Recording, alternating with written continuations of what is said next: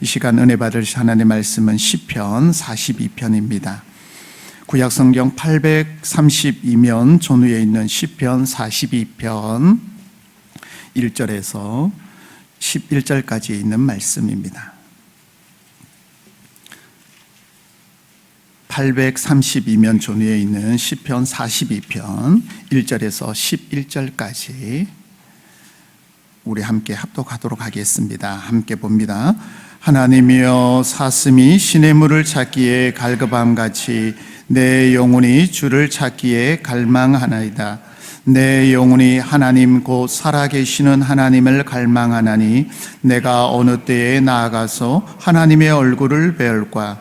사람들이 종일 내게 하는 말이 내 하나님이 어디 있느뇨 하오니 내 눈물이 주야로 내 음식이 되었도다. 내가 전에 성의를 지키는 무리와 동행하여 기쁨과 감사의 소리를 내며 그들을 하나님의 집으로 인도하였더니 이제 이 일을 기억하고 내 마음이 상하는도다. 내 영혼아, 내가 어찌하여 낙심하며 어찌하여 내 속에서 불안해하는가. 너는 하나님께 소망을 두라. 그가 나타나 도우심으로 말미암아 내가 여전히 찬송하리로다.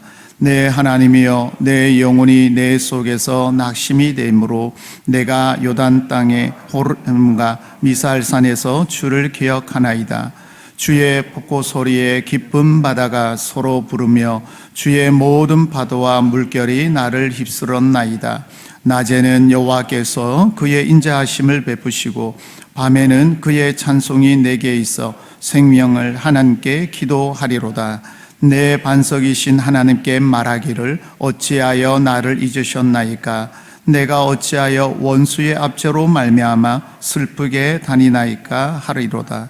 내 뼈를 찌르는 칼같이 내 저적이 나를 비방하여 늘 내게 말하기를 내 하나님이 어디 있느냐 하도다. 내 영혼아, 내가 어찌하여 낙심하며 어찌하여 내 속에서 불안해하는가. 너는 하나님께 소망을 두라. 나는 그가 나타나 도심으로 말미암아 내 하나님을 여전히 찬송하리로다. 아멘. 이 시간 목사님 나오셔서 말씀 전개해 주시겠습니다. 할렐루야. 우리 아버지 하나님은 사랑이십니다. 그 하나님은 여러분과 저를 사랑하십니다. 또한 그 하나님은 여러분과 저를 위한 놀라운 계획을 갖고 계십니다.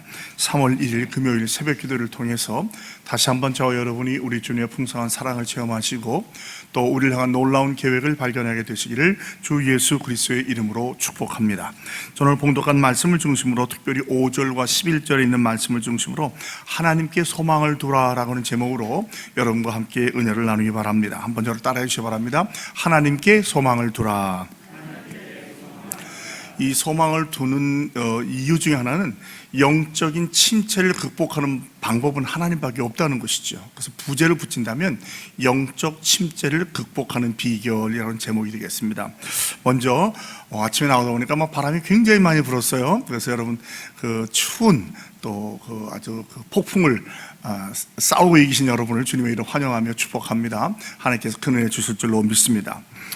오늘 말씀은 우리가 묵상집을 보면 알겠지만 시편을 150편을 대개 5권으로 나누거든요. 5권 중에서 2권이 시작되는 거예요. 42편부터 해서 72편까지 갑니다. 1권 1편부터 41편까지는 학자들은 이 5권을 모세 오경과 비교를 해요. 그래서 창출, 레민, 신 해가지고 41편까지는 주로 창세기 하나님의 영광과 권능을 나타냈다고 한다면 2권 42절로 70절까지는 출애기와 연결되면서 하나님의 구원, 그 시련과 환난과 공통수 있는 백성을 구원하신 하나님의 권능을 나타낸다고 그래요. 그 다음에 이제 우리가 3권, 4권, 5권으로 넘어가게 될 것 같아요. 그런데 특별히 이제 오늘 42편은 43편과 같이 보셔야 돼요. 여러분 보시면 알겠지만 여기 나와 있는 말씀이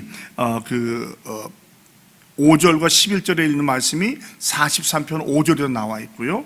또 9절에 나와 있는 말씀이 또 거기 2절에 나와 있어요. 같이 봐서 어떤 사람은 이건 한 편이다라고도 말을 하기도 하고 쌍둥이 시편이라고 말해요. 대개 시편에 제목이 붙어 있잖아요. 근데 43편에는 제목이 안 붙어 있어요. 그걸 보고 내용의 비슷함을 보면 아마 42편과 43편은 한 편 내지는 쌍둥이시가 아니겠는가라고 말을 합니다. 1권은 41편까지는 주로 다윗의 시가 중심이 돼요. 거의 3분의 2 정도가 다윗의 시거든요. 근데 이거는 다윗의 시가 줄어들면서 이제 고라의 자손들이 주님을 찬양하는 내용들이 많이 나오게 됩니다. 여러분, 고라가 어떤 사람이죠? 고라는 모세와 아론의 사촌이에요. 작은 아버지의 아들입니다. 사촌 동생이에요. 그런데 고라가 모세와 아론을 통하면서 하나님을 대적하다가 결국은 땅으로 꺼져 죽잖아요.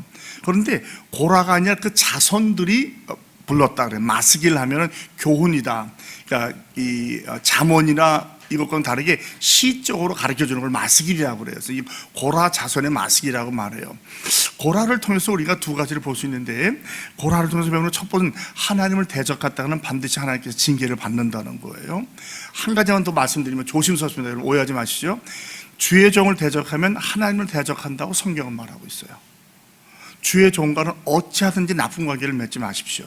그 종이 죄를 짓거나 치계를 행하거나 이단에 빠지거나 그런 데는 모르지만 그렇지 않은 게 나와 다르다, 방향이 다르다, 선호하는 게 다르다 해서 함부로 대적하는 건 하나님이 원하시는 게 아니에요. 잘 이해하실 줄로 믿습니다. 두 번째, 그러한 고라의 후손에게도 하나님을 찬양하고 경배하는 은혜가 주어졌다는 거예요. 회개하고 바로 서기만 하면, 오늘 여기 묵상 중에 나오는 거지만 성전 문지기도 했고요, 찬양대도 했고요, 요리사도 했어요. 다윗 때는 고라의 자손이 나가서 다윗에서 싸우기도 했습니다. 그러니까 우리에게는 실수하고 넘어질 때가 있지만 회개하고 바로 서면 다시 한번 하나의 은혜가 임한다는 사실을 꼭 기억하시기 바랍니다. 그러므로 과거의 잘못과 거기에 매여서 연연하면 안 돼요.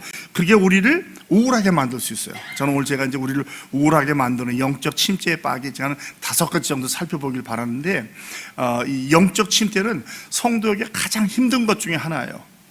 죽은 것도 아니고 산 것도 아니고 깨어있는 것도 아니고 잠자는 것도 아니면서 굉장히 괴로운 상태입니다. 피곤하고는 다른 거예요. 피곤하고는 다르다. 우울과도 또 달라요. 이건 굉장히 깊은, 아주 무슨 나락에 빠지는 듯한, 내가 아무것도 할 수 없는 듯한 그런 갈등과 교염이 있는 거. 아무것도 못 느끼면 차라리 모르죠. 근데 이게 계속 괴로워지는 거예요. 겉으로 형식적인 활동은 다 해요. 예배도 하고 찬양도 하고 뭐 직분도 하고 다 하는데 내 안에 나만 갖고 있는 갈등이 있을 때, 어쩌면 해결할지 모를 때, 이게 이제 오래 가면은요 몇 년씩도 가더라고요. 이것을 우리가 극복하는 법이 여기에 이제 5가지로 나와 있는데, 먼저 1절부터 5절까지는 목마른 사슴과 같이 하나님을 갈급해 합니다 얘기를 하고요. 그 다음에 6절부터 11절까지는 내가 주님을 기억하면서 이렇게 나아가겠습니다. 어려움만 얘기하는 것이 아니라 극복하는 비결까지도 우리가 여기서 찾을 수 있습니다. 먼저 우리가 영적인 침체를 느끼는 중요한 것 중에 하나가 뭐냐면 바로 예배하지 못한다는 데 있어요.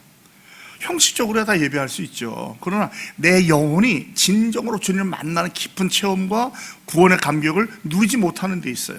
오늘 이 말씀을 우리 자신에게 한번 적용해 봤으면 좋겠어요. 예를 들자, 목사인 제가 예배 순서도 인도하고 다 해요. 그런데 내 안에 구원의 감격과 예배의 기쁨이 없다면 바로 영적 침체에 빠져 있다는 증거일 수가 있어요. 뭐 봉사, 헌금, 찬양 다 하는데 구원의 기쁨과 감격이 없어요. 예배당에 나와도 기쁜 것도 모르겠고 그저 남들한테 인사는 해야 되고 다 하지만 내 안에 없을 때, 또 주일날이나 무슨 예배와 행사 끝나고 할 때 허전함, 기쁨이 있어야 되는데 그게 없고 허탈한 거예요. 내가 왜 이러지? 이게 웬일이야? 영적 침체의 아주 중요한 사인 중에 하나입니다. 두 번째 영적 침체의 사인은 뭐냐면 자꾸 조롱과 비방이 들려요. 칭찬보다도. 이거는 외부에 의해서 나한테도 올 수 있고 내가 내 스스로 느낄 수도 있어요. 자꾸 남들이 나를 이렇게 이상한 눈으로 보는 것 같아요. 마치 내 연약한 부분을 아는 것처럼. 여기 3절에 보면 사람들이 내게 하는 말이 네 하나님이 어디 있느냐, 이게 이제 10절에도 있고 그 다음에 43편에 2절에 또 나오는 말이에요. 자꾸 이런 얘기가 들리는 거예요. 네가 믿는 하나님이 어디 있어? 네가 뭐야? 예수 믿는다면서 뭐 그래? 직분 잘하며 하면서는 자꾸 조롱과 비방이 들리는 거예요. 내 안에서도 들리고 밖에서 들릴 때. 그럼 조롱과 비방을 안 들을 수는 없어요. 중요한 것은 이걸 극복하고 믿음으로 하나님께 나아가야 되는데 이 부분이 막힌 거예요. 그럴 때 우리가 영적 침체가 왔다라고 말해요. 세 번째는 4절에 있는데요. 이 주님과 동행하며 기쁨과 감사의 소리를 내며 그들을 하나님의 집으로 인도하였다. 이 고라의 자손이 예배를 인도하는 자들 아니에요. 성전까지 인도했어요. 이 일을 기억하고 마음이 상하는도다. 과거의 은혜를 생각하면서 기뻐야 되는데 오히려 이것이 지금과 나와 비교가 되면서 낙심이 되는 거. 나 옛날에 안 그랬는데 왜 그러지? 여러분, 회복하면 되잖아요. 다시 나오면 되잖아요. 근데 그 부분이 안 되는 거예요. 그래서 자꾸 과거를 생각하면서 감사하기보다는 자꾸 그때가 더 좋았어, 그때가 더 좋았는데 이래 하면서 낙심될 때에, 이것도 바로 영적 침체의 중요한 사인 중에 하나입니다. 네 번째는 고난과 환란이 있어. 7절, 주의 폭포 소리에 깊은 바다가 서로 부르며 주의 모든 파도와 물결이 나를 휩쓸었나이다. 성경이 바다나 물이나 포도를 말할 때는요, 성령이라는 뜻이지만 대개 죽음이나 고난과 환란을 말해요. 고난의 바다 속에 내가 지금 빠져 있다는 거예요. 헤어나올 수 없다는 거죠. 그러니까 나만 이런 고통을 당하는 것 같아, 나만 괴로운 것 같다는 이 고난과 괴로움이 있다고 느낄 때에, 정말 사면초가로 빠져나갈 길이 없다고 느낄 때, 거기서 빠져나가지 못할 때, 기도나 찬양으로 나가지 못할 때 영적 침체에 빠져 있다고 할 수 있어요. 그 다음에 9절에 이제 어찌해 나를 잊으셨나이까 내가 원수로 말미암아 슬프게 다니이다. 버림받았다고 느낄 때, 아무도 나에게 관심이 없어. 사람들이 그때는 막 내가 줄게 열심히 일할 때는 나를 알아주는 것 같다가 이제는 나를 제대로 쳐다보지도 않고 무시하는 것 같고 버림받은 것 같아, 잊혀지는 것 같아. 이것이 중요한 영적 침체 사인 중에 하나입니다. 이건 이제 심리학적으로도 그렇고 신앙적으로 마찬가지예요. 그래서 혹시 우리가 이러한 증상이 있다면 혹시 내가 영적인 잠시의 낙심이나 좌절이 아니라 깊은 영적 침체로 빠지는 것은 아닌가를 생각해 봐야 돼요. 그리고 빨리 회복해야 됩니다. 왜냐하면 잘못 깊이 들어가면 회복하기가 어려워지는 거예요. 우리가 이제 탈진한다고 그러죠. 이제 이게 탈진과도 같은 건데, 탈진이 뭐가 문제냐면 탈진에 빠지면요 회복이 어려워져요. 제가 얘기한 분은 아주 친한 친구가 있는데 저하고 청년시의 대학생 주님을 정말 기쁨을 잘 섬겼어요. 근데 교회가, 제가 섬기는 교회가 LA 동양성회가 갈라지는, 2번인가 3번 갈라지는 어려움을 겪었어요. 그 친구가 저는 교회를 지켰습니다. 그런데 교회를 지키다 보니까 막 되게 교회가 갈라지면 또 일꾼들이 많이 빠져나가더라고요. 열심히 하는 사람들이. 그러니까 막 남은 사람들이 막 저희들이 열심히 안 했다는 게 아니라 열심히 해서 교회를 세우고 지켰는데 그 사이에 탈진이 돼버린 거예요. 그때는 누구 돌봐주고 그럴 시간이 없던 거예요. 막 교회 세우고 주일학교 막 무너지니까. 그런데 그때 탈진이 오더니 지금까지도 그래요. 나이가 60이 넘었는데 20대 중반에 있었던 일이. 교회 나가요. 찬양 다 합니다. 그런데 기쁨이 없어요. 그리고 주일은 안 하려고 그래요, 자꾸. 그러니까 이 얘기 꺼내는 것조차도 싫어해요. 너무너무 마음이 아파요. 그때 얼마나 열심히 주님을 섬겼는데. 그게 여러분 가만히 보시면 우리 안에도 그런 분이 있을 수 있어요. 한때 열심히 섬겼는데 우리가 잘 케어해주지 못하고 위로해주지 못하고 격려해주지 못하고 어느 순간에 살짝 놓쳐버린 거예요. 그러면 다시 회복되는 게 정말 어렵더라고요. 여러분, 혹시 여러분 중에 그런 분이 보인다면 끊임없는 위로와 끊임없는 기도와 격려가 필요해요. 그래서 하나님께서 어떻게 해주실지 모르지만 다시 믿음이 회복될 수 있도록 도와주시고 격려해 주시기 바랍니다. 자, 우리가 이 사막의 사슴은 우리 여기 사슴이라고 영양 또는 그 산양이라고 말을 하는데, 여러분 산에 보면 산지에 물이 없잖아요. 이 양들이 물을 찾기 위해서 많은 길을 내려오고요. 너무너무 목이 마르면 수십 킬로까지 찾아간다는 거예요. 물을 찾고 못 사는 거니까. 그런 갈급함이, 갈증이 있었다는 거예요. 그리고 하나님을 갈망하는데 언제 나아가서 하나님의 얼굴을 배울까? 그러니까 지금 이 정도면 괜찮은 거예요. 내가 주님을 다시 만나면 은혜가 될 텐데. 여러분, 여기 반대로 보면 우리의 탈진이 회복되는 방법은 꾸준없이 예배하는 것밖에 없어요. 예배가 생명입니다. 사슴한테 물이 생명인 것처럼 성도에게는 예배가 생명이에요. 예배라는 것은 공예배만 말하는 게 아닙니다. 이것도 우리가 새벽 기도회지만 예배라고 부르고요, 내 개인의 경건의 시간도 예배예요. 제가 정의하는 예배는 하나님과 함께하는 예배인 거예요. 그래서 코람데오는 꼭 예배자의 삶인 거예요. 누가 나를 어떻게 보든지 뭐라고 비방하든지 간에 하나님이 내 앞에 계시기 때문에 똑같이 반응하거나 싸우지 않고 하나님의 뜻대로 살아가는 거예요. 어떤 시련, 고난, 환난, 오해를 당해도 주님을 바라보고 나아갈 때, 그것이 곧 예배자의 자세라고 생각합니다. 그래서 이것을 회복하는 방법은 예배밖에 없는데, 지금은 그래도 그 마음이 있는 거예요. 내가 언제나 주님의 얼굴을 배울까? 이게 우리가 하나님 보이지 않는 분이지만 내 마음이 느끼는 거거든요. 감동이거든요. 이런 게 없어질 때 혹시 내가 낙심이나 좌절이나 절망이나 피곤을 벗어나서 이 침체에는 빠지지 않는가를 생각해 보시기 바랍니다. 그러면서 사람들이 뭐라고 그래요? 네 하나님이 어디 있느냐 하고 계속 비우는데 눈물이 주하로 움직이게 되었더니 얼마나 눈물과 애통이 많았어요. 많은 사람이 이 침체에 빠질 경우에 낙심할 때 자기 스스로 회복이 안 되니까 눈물을 흘리면서 애를 씁니다. 그럴 때는 주위의 도움이 필요해요. 교역자들이나 또 여러분 혹시 가까운 사람이 그렇다면 우리 교역자한테 연락을 한다든지 장로들에게 연락을 해서 만나서 함께 울어주고 웃어주고 기도해주는 그런 치유로 힘을 얻을 수 있길 바랍니다. 전에는 성의를 지키는 무리와 동행하면서 기쁨과 감사의 소리를 내면서 하나님의 집으로 인도까지 했던 사람이, 이분이 전혀 주의를 안 하던 분이 아니에요. 누군지는 모르겠지만 이렇게 주님을 찬양하던 그가 그 일을 기억하고 지금은 아니라는 거죠. 과거로 생각하면서 마음이 상하는 건, 내가 그때는 안 그랬는데 내가 왜 이렇게 됐지? 내가 왜 이 자리에 와 있어? 라고는 안타까움이 있다는 것이죠. 이것도 침체의 중요한 사인 중에 하나예요. 그러나 소망입니다. 5점이에요. 내 영혼아, 내가 어찌하여 낙심하며 어찌하여 내 속에서 불안해하느냐? 너는 하나님께 소망을 두라. 그가 나타나 도우시로 말미암아 내가 여전히 찬송하리로다. 여러분, 우리의 마음에는 이렇게 복잡한 마음이 항상 좋은 것만도 아니고요, 항상 나쁜 것도 아니에요. 침체 중에도 은혜를 체험할 수 있고요, 은혜 받는 중에서도 시험당하거나 낙심할 수 있을 거예요. 중요한 것은 의지적인 결단이에요. 내가 나에게, 어쩌면 내 안에 성령이 나에게 얘기하는 거. 왜 낙심하느냐? 왜 불안해하느냐? 너를 도와준 하나님 있지 않느냐? 하나님께 소망을 두고 주님을 찬양하라는 거예요. 침체기를 극복하는 중요한 방법 중에 하나가 하나님을 찬양하는 겁니다. 그러니까 힘들고 어려울 때 찬양하세요. 어제도 밤에 우리 교육자들이 매일 기도 때문에 갔더니 이제 마지막 시간에 갔더니 아무도 없었어요. 그래서 7시 한 45분에 갔는데 9시까지 시간이 금방 가더라고요.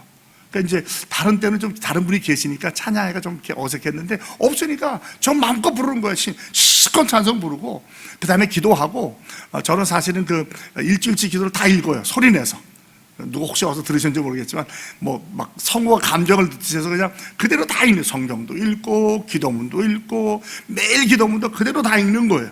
그리고 사실은 개인 기도는 안 합니다. 개인적으로는요. 그 시간도 1시간에서 15분이 넘기 때문에. 그리고 찬양하고 나오는 거예요. 얼마나 기쁜지 몰라요. 여러분, 낙심될 때에 내가 은혜 받던 찬양 부르시면 한두 곡 가지고는 안 돼요. 한두 번, 여러 번을 불러보세요. 나도 모르는 사이에 눈물이 회복되고 기쁨이 회복됩니다. 저 같은 경우는 내 평생에 가는 길, 어제도 불렀는데 그 처음에 구원받았을 때 늘 잔한 늘 잔잔한 강 같든지 큰 풍파로 무섭고, 그러면 제 신앙에 지났던 과거가 다 보여요. 죄를 지었을 때, 회개했을 때, 은혜 받았을 때 이걸 다 하면서 다시 한번 구원의 기쁨이 회복되더라고요. 찬양은 곡조 있는 기도입니다. 그게 곧 기도예요. 기도하기 어려울 때는요, 찬양 부르십시오. 하나님께서 은혜로 도와주실 거예요. 그러니까 시편 기자는 낙심되어 있는데도 이게 사실 은혜죠. 하겠다고 의지적인 결단해. 똑같은 말이 11절에도 나와 있어요. 낙심하거나 불안하지 말고 하나님께 소망을 두고 주님 찬양하라는 거예요. 예배를 계속 서라는 거죠. 낙심될 때 더 예배자로 서야 되는 거예요. 제가 그랬죠. 제일 기도해야 될 때는 기도하기 싫을 때고요, 제일 성경 봐야 할 때는 성경 보기 싫을 때고요, 제일 예배해야 될 때는 예배하기 싫을 때예요.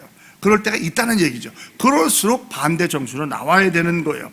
그러면서 6절에 내가 낙심됩니다. 요단강 헤르몬과 미살산에서 주를 기억하나이다. 주의 전을 멀리 바라보면서, 주의 전에서 바라보면서 기도한다는 거예요. 그런데 거기에 보면 깊은 바다가 오고 파도와 물결이 나를 휩쓴다고 말을 해요. 헐몬산은 우리가 아는 것처럼 이스라엘의 물줄기가 오는 젖줄과 마찬가지예요. 헬몬산 안에 가면 바로 가이사라 빌립보가 있고요. 거기서는 밑에서 물이 콸콸콸 솟아나오는데 조금 내려가면요, 이스라엘에서 가장 큰 폭포가 있어요. 그러니까 거기는 물이 많은 곳인데 거기서 다시 한번 주님을 바라보고 있다는 것이죠. 낮에는 인자하심으로 밤에는 찬송이 있어서 생명의 하나님께 기도하리로다. 침체를 극복하는 방법은 쉬지 않고 기도하는 거예요. 내 마음이 기도하고 싶지 않다는 느낌이 들어도 계속적으로, 의식적으로, 의지적으로 기도하는 거예요. 우리는 종종 어떻습니까? 기도하기 싫으면 안 하죠. 찬송하기 싫으면 안 불러요. 예배하기 싫으면 안 해요. 그게 결정적인 약점이에요. 그럴수록 더, 왜? 우리가 해야 할 일은 해야 되는 거예요. 하나님이 우리가 주신 게 있잖아요. 그걸 가지고 나와서 꾸준히 기도하는 거예요. 기도할 때 이렇게도 기도하세요. 하나님, 어찌하여 나를 잊으셨습니까? 어찌해서 내가 원수 때문에 슬프게 다니니까. 괜찮아요. 여러분, 하나님께는 무슨 말이든 다 할 수 있어요. 시편을 보십시오. 시편의 많은 내용이 뭡니까? 원수에 대한 저주에 주님이 죽게 세상 올라오면 육신을 맡게, 이런 얘기를 막 해요. 사람한테는 하면 안 돼요, 여러분.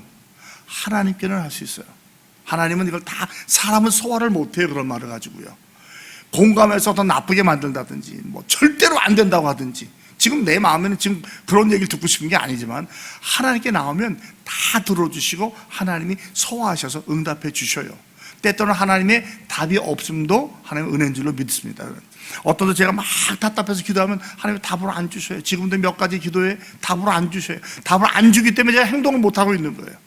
그러나 하나님 다 듣고 계신 줄로 믿습니다. 이제까지 다른 모든 기도를 응답해 주신 주님께서 왜 이 기도만 응답을 안 해주시겠어요? 못하는 게 아니죠. 무언가 뜻이 있는 거예요. 제가 깨닫지 못했다든지 아직 때가 안 됐다든지 아니면 더 다른 것을 주시기 위해서 그러시는 거거든요. 쉬지 말고 기도하십시오. 응답 받을 때까지. 기도는 응답 받을 때까지. 이 응답은 내가 원하는 예스가 아니라, 그래, 아니야, 너 기다려야 돼, 다른 걸로 줄게, 이 답이 올 때까지 기다리시 바랍니다. 내 뼈를 찌는 칼같이 내 제적이 나를 비방하여 말하길 또 내 하나님이 어디 있느냐. 이게 아주 원수 마귀 사단이나 사단이 이용받는 사람이 하는 거예요. 당신이 믿는 하나님이 이거밖에 안 돼? 그럼 또 왜 사업이 부도가 났어? 왜 관계가 깨져? 왜 자녀가 이렇게 돼? 왜 건강이 상해? 이런 말로 막 괴롭힌다는 거죠. 우리 주역은 그런 분들이 굉장히 많아요. 여러분이나 저가 당할 수 있어요. 이것은 하나님이 주신 말씀이 아닌 거예요. 사단의 공격인 거예요. 이걸 이기는 방법은 하나님의 말씀과 기도와 찬양밖에 없습니다. 그래서 11절에 다시 한번 결단하죠. 내 영혼아, 내가 어찌하여 낙심하며 어찌하여 내 속에서 불안해하느냐. 너는 하나님께 소망을 두라. 나는 그가 나타나 도우시로 말미암아 내 하나님을 영원히 찬송하리로다. 이사야서 41장 10절이죠. 두려워하지 말라. 내가 너와 함께합니다. 놀라지 말라. 나는 내 하나님이 됩니다. 내가 너를 도와주리라. 내가 너를 굳세게 해라. 참으로 나의 오른손 너를 굳세게 해라. 여러분, 이 말씀 믿잖아요. 이 말씀 믿습니까? 내가 하는 게 아니에요. 내가 극복하는 게 아니에요. 내 힘으로 했다가 아니라 하나님이 하시는 거예요. 그러므로 우리한테 뭐 실망이 있을 수 있고, 낙심이 있을 수 있고, 좌절이 있을 수 있고, 지나친 피곤이 있을 수 있고, 심지어는 영적 침체에 빠져있을지라도 우리를 도울 수 있는 분은 하나님밖에 없어요. 다른 게 아니에요. 여러분, 뭐 상담으로 낫는 게 아니에요. 그래서 만약에 상담을 받으시는 분 꼭 기독교인 상담가를 만나셔야 돼요. 신앙이 아니면 해결되지 못합니다. 그러므로 우리는 하나님을 구하셔야 돼요. 그리고 하나님을 구하는 방법 중에 하나가 뭐냐면 삼위일체, 말씀과 기도와 찬양이에요. 제일 쉽게 할 수 있는 게 찬양입니다. 찬양을 통해서 다시 기도로 돌아가고, 기도를 통해서 말씀으로 회복되는 거예요. 이게 계속 어떤 바퀴처럼 반복이 되어야 돼요. 말씀을 맺겠습니다. 우리는 때때로 내 안에 참된 예배를 드린다는 느낌이 없어요. 뭐 형식은 다 갖춰도 그때 침체에 빠질 수 있어요. 사람들 비방이나 조롱을 들을 때 침체에 빠질 수 있습니다. 자꾸 비교하면서 나만 열등하다고, 그때 은혜 받아 왜 없냐고 생각할 때 우리가 침체에 빠질 수 있고요. 또 고난과 시련과 환난이 클 때에 침체에 빠질 수 있습니다. 그리고 버림받았다, 나 혼자밖에 없다, 식구도 다 있는데 나 혼자밖에 없는 것 같아요. 이게 침체의 중요한 사인입니다. 이걸 극복하는 방법은 말씀 보고 기도하고 찬양하고, 무엇보다 하나님의 얼굴을 구하는 거예요. 불안하지 말고 낙심하지 말고 하나님께 소망을 두시고 찬송으로 주님께 나아감으로 말미암아 이런 것들을 미리미리 미연에 방지하시고, 항상 우리가 말씀, 기도의 찬양의 상태를 잘 유지해서 주님과 동행하시는 저와 우리 다 되시기를 주 예수 그리스도의 이름으로 축복합니다. 하나님 아버지, 실제로 말은 쉬워도 실천이 어려운 게 우리 신앙인 줄 압니다. 아버지 하나님이여, 때때로 우리도 모르는 사이에 낙심하고 절망하고 좌절하고 영적 침체에 빠져들어가는 우리를 종종 보게 됩니다. 오늘 말씀을 통해서 경계의 말씀을 주시고, 우리 신앙인들도, 예배를 인도하는 자들도 이런 것에 처할 수 있음을 알게 해주시니 감사합니다. 또한 아버지 하나님의 이 시편 기자의 결단적인 고백을 통해서 말씀과 기도와 찬양을 통해서 하나님의 얼굴을 구하며 나아갈 때에 극복할 수 있는 소망과 희망도 주시니 감사합니다. 하나님, 우리 자신과 우리가 사랑하는 가족들, 형제 자매들, 주위에 있는 성도를 보면서 행여라도 이러한 모습이 보일 때에 우리가 도움의 손길을 내밀고 중보하고 기도하면서 그들을 어찌하든지 위로하고 격려하고 축복하여서 그런 것에 빠지지 않거나 빠졌어도 빨리 헤어나와서 다시 한번 구원의 기쁨과 감격을 기억하면서 찬송하는 삶으로, 하나님 승리하는 삶을 살아가는 우리 자신과 그들이 되게 하여 주시옵소서. 감사하옵고 예수님의 이름으로 기도합니다. 아멘.